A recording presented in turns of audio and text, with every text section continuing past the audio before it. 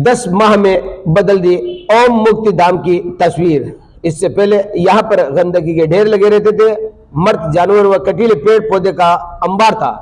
मकराना शहर के ईदगाह रोड पर स्थित ओम मुक्ति धाम है, जहां पर पिछले 10 महीनों में जो कार्य किया गया है वो सराहनीय है।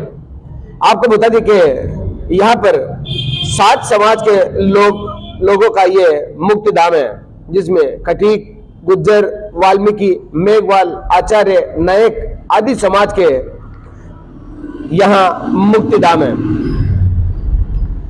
सभी समाजों ने आपसी आर्थिक सहयोग से सर्वप्रथम यहाँ पर मुख्य दरवाजा लगवाया तथा उस पर ओम मुक्ति धाम नाम अंकित करवाया। सभी समाजों ने अपने आर्थिक सहयोग से 130 मिट्टी के डंपर डलवाकर भर्ती करवाई, जिससे कि बारिश का पानी नाले में जाने लगा। इसके बाद नगर परिषद मकराना के द्वारा सड़क निर्माण किया गया तथा नरेगा के श्रमिकों द्वारा वहां पर साफ सफाई की गई। यहाँ पर लोगों के द्वारा शौचा से बैठने की कुर्सियां की व्यवस्था करवाई गई। पीने के पानी की उचित व्यवस्था है। मुक्ति धाम के अंदर छाया हुआ खुशबूदार पेड़ पौधे है। 200 आदमियों की एक साथ बैठने का बैठक हॉल है, जो कि विधायक कोष से बनाया गया है।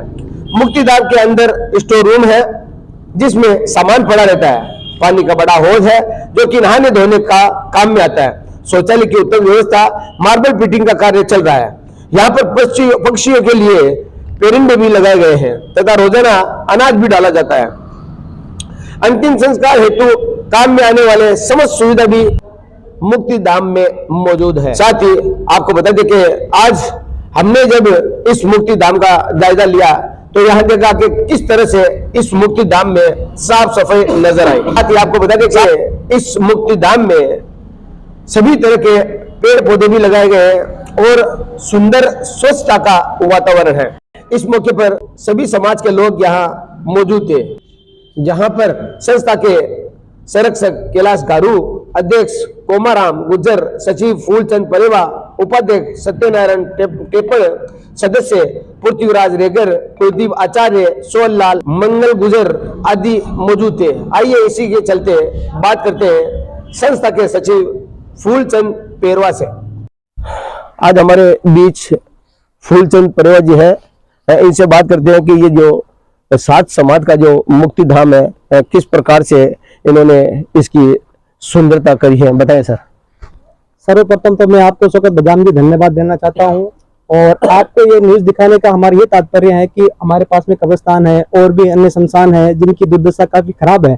तो हम सब ने मिलकर लगभग आज से 10 माह पूर्व यहाँ की स्थिति बहुत ही दयनीय थी। यहाँ पे गंदगी डाली जाती थी और जगह जगह मलबे के ढेर थे, कांटे थे और बावड़े थे। बहुत ऐसी कंडीशन यहाँ की स्थिति दयनीय थी।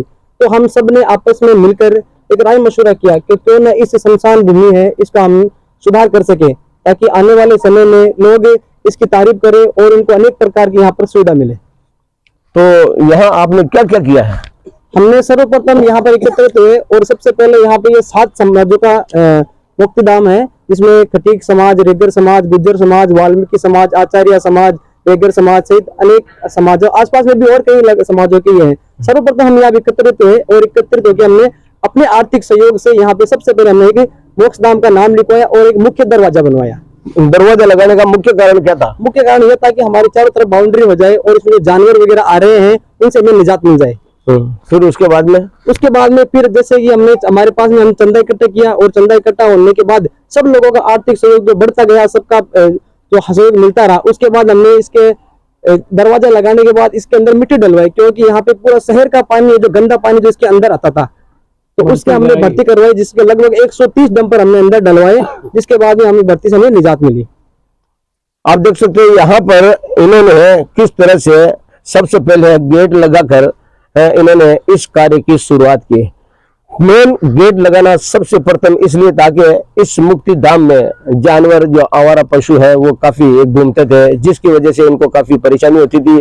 अगर किसी का भी अंतिम संस्कार करना होता तो यहाँ पर सबसे पहले ये 5-7 लोग आते, इसकी साफ सफाई व्यवस्था करते, जानवरों को हटाते, फिर उसके बाद ये उसे अंतिम संस्कार करवाते। लेकिन उस दौरान इनको कम से कम 2 से 3 घंटे लग जाते। अब इनको आप देख सकते हैं चारों तरफ ये हरियाली हरियाली है। सौंदर्यकरण से इस ओम मुक्ति धाम को इन्होंने बनाया है।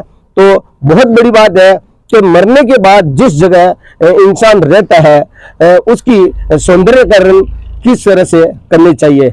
मैं इन सभी समाज बंधुओं का धन्यवाद देना चाहता हूँ जिन्होंने इस मुक्ति धाम को किस तरह से खूबसूरत बनाया। फूल जी ये बताएं कि आप लोगों के मन में किस तरह से ये प्रयास आया कि हम इसको खूबसूरत रंग बिरंगा कलर वलर करके बनाए। सर्वप्रथम मैं आपको बताना चाहता हूँ कि हमारी जो रिश्तेदारी है वो मकराना बकराना के बाहर होती है।